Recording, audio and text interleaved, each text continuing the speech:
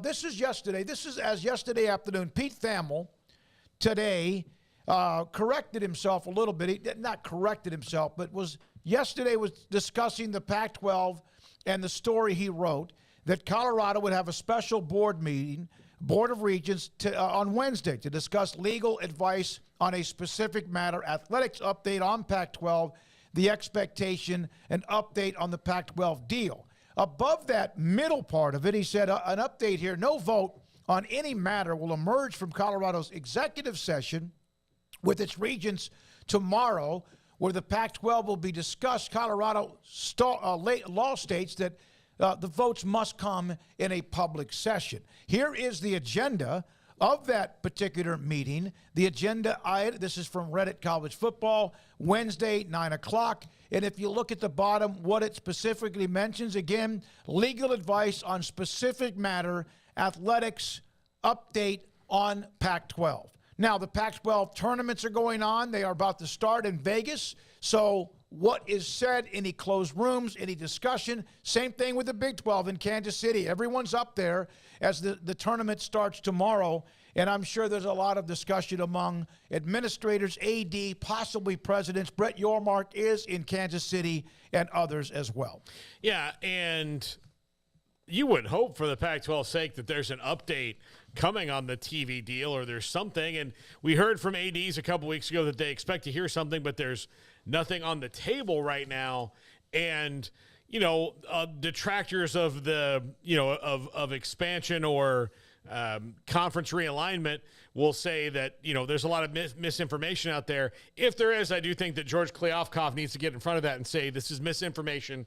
Here's what's going on.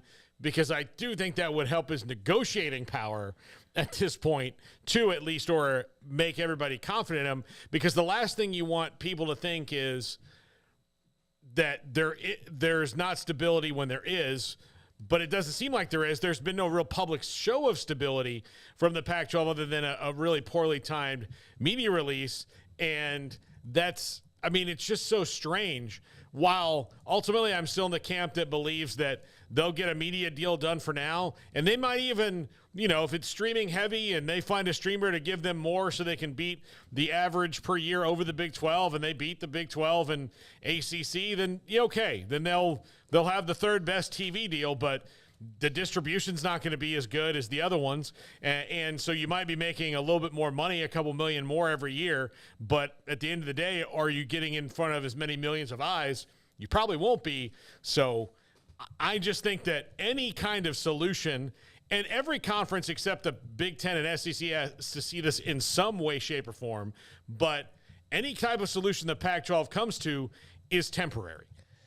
Yeah, I think that it'll be nice to have some resolution here pretty soon. That's one thing I do think, because, I'm as invested and entertained by a lot of the realignment stuff as anyone, but now, it's started to get, too personal for some people. And I find that to just be, no fun, really, and kind of sad. And I think that, the Big 12's obviously happy with the direction that it's going, and its fans now, I think, at this point are just trolling the Pac-12 for, the most part. I do think there is a desire to see, hey, let's go grab some teams from them. But I think at this point, Big 12 fans are just enjoying the fact that the shoe's on the other foot after, the feeling of a couple of summers ago. But, yeah, everybody seemingly lost their mind looking for every hint or clue or indication of what could be around the corner. And, on the one hand, you have people who are sold that there's no way in hell the Pac-12 could possibly get a deal on the level of the Big 12 or, more or whatever. I've seen that, and I don't know that that's necessarily always been somebody who's like a newspaper writer or whatever, but a varying degree of people. I've seen plenty who absolutely don't believe the Pac-12 will be able to match or get a higher offer, and I've seen other people who are completely confident. Just saw a Colorado beat writer apparently in some chat was like, I'm absolutely, after talking to people, convinced the Pac-12 is going to have a slightly better deal. So, everybody's just saying what they think is going to happen, but who actually really knows what's going to happen? That's the question. George Kliavkoff has to be one of those people, but, certainly they've allowed for the speculation to run rampant. You can point fingers all you want to at Big 12 people or, various media across the entire country who are now covering this story. But this has been something that's gone on now for weeks. at this point. And not just the negotiations, which have gone on for months, but the actual speculation part. Like, we're now entering like weeks of this, of like, okay, the TV deal's coming soon. Like, something's got to give sometime soon.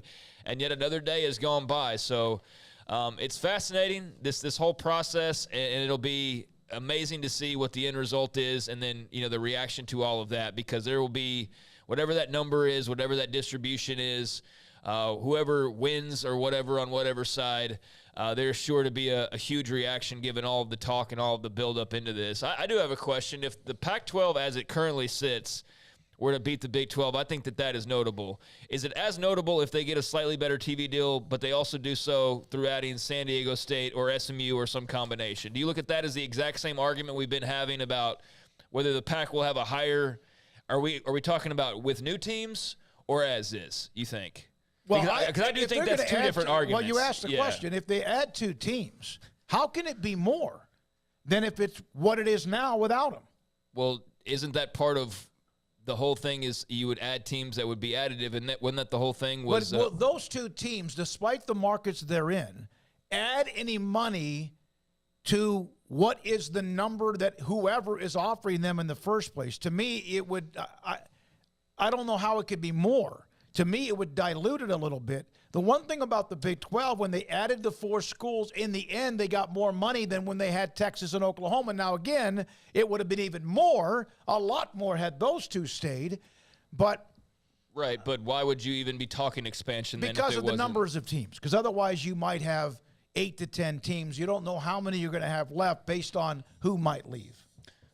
Well, yeah, that's a whole different thing then. Like, I'm talking about if they stay as is, the 12 teams they have right now. And well, they're not, though. 10. They're 10. They're 10 teams. Okay, well, if they stay as is with the 10 they have, and they get a better TV deal than the Big 12, that's one thing. But I do think it's an entirely different thing if you add a couple of teams and then you have a slightly higher TV deal. Will we agree on that? Yeah, I think so. I think either way that they're not like whatever beating the Big 12 money-wise, it's kind of the same argument about Florida State and Clemson and extra revenue. Like, okay, you're going to get if you got everybody in the ACC to agree to pay the 3 best teams more revenue, you're still only talking about $4 million more at the end of the day, which doesn't close the gap on who you want to close the gap on. If you're talking about the Pac-12 beating the Big 12, you're probably talking about $3-4 million at the end of the day, which again doesn't make the Big 12 look bad. One, how can they? How can they beat the number of the Big 12 if they add San Diego State and SMU? That would dilute it. Well, that would be up to the media. I don't know. That would be up to the particular media partner. In my opinion, it would. Right. But there's a whole conversation about adding them for a reason because they'd have more inventory, which therefore would get more money in the TV deal. That's the whole point. Well, if it wasn't going to add anything, then why would we even be having the conversation? Why would they even be exploring it? I don't know. Right. So the whole point is that it's just a smoke screen in the first place. Right. I'm just saying, like, there's a conversation right now that's being had where there are Pac-12 folks who are convinced. And look, the whole thing is like, it's not sniffing the Big Ten or the SEC. So let's just go ahead and throw that out there. That like all this probably doesn't matter at all in the end, and it doesn't make up any ground whatsoever in the Big Ten and the SEC. But we're in this pillow fight between the Big 12 and the Pac. So let's just keep swinging pillows. But I do think it's a different conversation of the folks who are convinced they'll have a better deal when all is said and done, even if that's $500,000. That's with the current alignment. Or are folks who are convinced of that they will get a slightly better deal, even if that's $100,000, by adding a couple more teams. Do you see what I'm saying? Yeah, no, I do. But if they add more teams, isn't one of the problems the Pac-12 faces is time slots available to show games? Well, yeah, absolutely. So what would adding 2 teams do? Well, right, I mean, but where do you think the whole SMU San Diego State conversation's coming from? It's clearly something, whether they add them or not. I'm just saying there's clearly been talk about expansion, right? Clearly. There has been. Just 3 days ago, Mr. Pac-12 was at Wilner or Canzano talking about 4 teams. So, like, that's why I bring that up. That's not being brought up for no reason whatsoever. That's being brought up as some sort of an addition. Financially, you would think. Time zone, maybe with SMU, getting into Texas. Like, that's all additive. That's not subtracting. You don't seem to agree with that. I just don't know if it's adding more money overall other than just diluting the number. I just disagree. That's why I don't know about San Diego State and SMU in any way.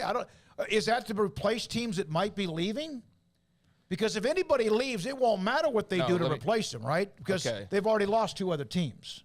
Right. No, what I'm talking about is the money that's being generated. If the Pac-12 has a higher TV deal, so we split it up like Oregon's making $25 million and Oklahoma State's making $26 million, okay? And then this next TV deal that they sign, all of a sudden the Pac is making more money.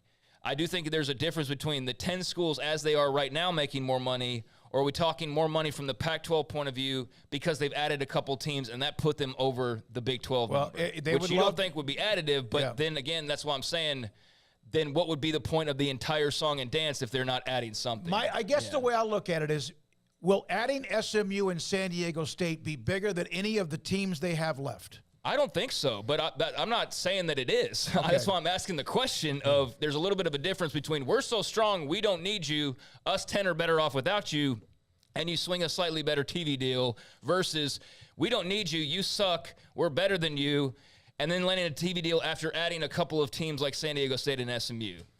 Does that make sense? Yeah, and again, what money are we talking about here? Because right now it seems like you're in a you-know-what measuring contest, and if one is 6 inches and the other 6.5, right?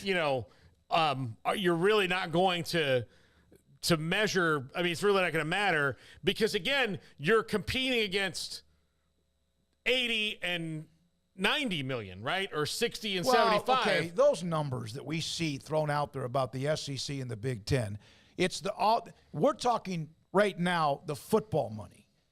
Because the Big 12 is not just 31.7. It's 31.7 plus college basketball, the college football playoff. The number that the Pac-12 hopes they can get to is 30, 31, 32, whatever million per year for the teams that are left. Yes. Because that's what the Big 12 gets. Yeah. So my point but being... the 80, 90 million, though, hold on. They're not getting 80 or 90 million for football. No, but the overall money that we're talking about, again, when you're talking about competing, if you're just trying to catch the Big 12, then that's fine. But ultimately, the others have the same problem of the gap between the revenue of their schools and the other. So if you're the Pac-12, and at the end of this, you say, great, we got $3 million more a year than the Big 12 did. Huzzah! Well, does that get you any closer to the teams that you just lost in USC and UCLA? There seems to be a lot of discussion about who's third. Like that's a big deal. Like the Big 12 is third. And really, you're right. It's like comparing whatever you want, how many apples you have compared to somebody else. That's why it's so, I think a lot on the chat room, even in the Twitter timeline, people are almost numb to it. So we're looking for an end game. So, Craig, do you think SMU and San Diego State will bring more money to the table per team in the Pac-12? Is that why they're looking at them?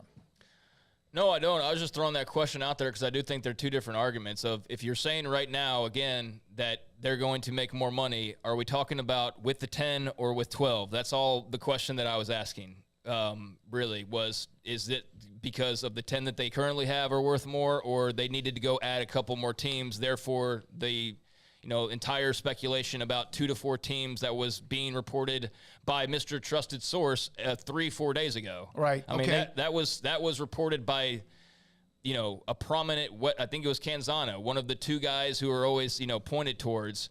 So I'm just simply saying there's a lot of confidence that they're going to have a higher deal. I'm with you. It's splitting hairs. It's not that big of a deal to me if they have a bigger deal by $500,000 or by $5 or by $5 million or whatever. I'm just simply wondering aloud if that's taken into account for the people who are so confident of them getting that through their current structure or through having to go and add some teams. Did the 4 new teams joining the Big 12 add money per team to the Big 12 with the new TV deal?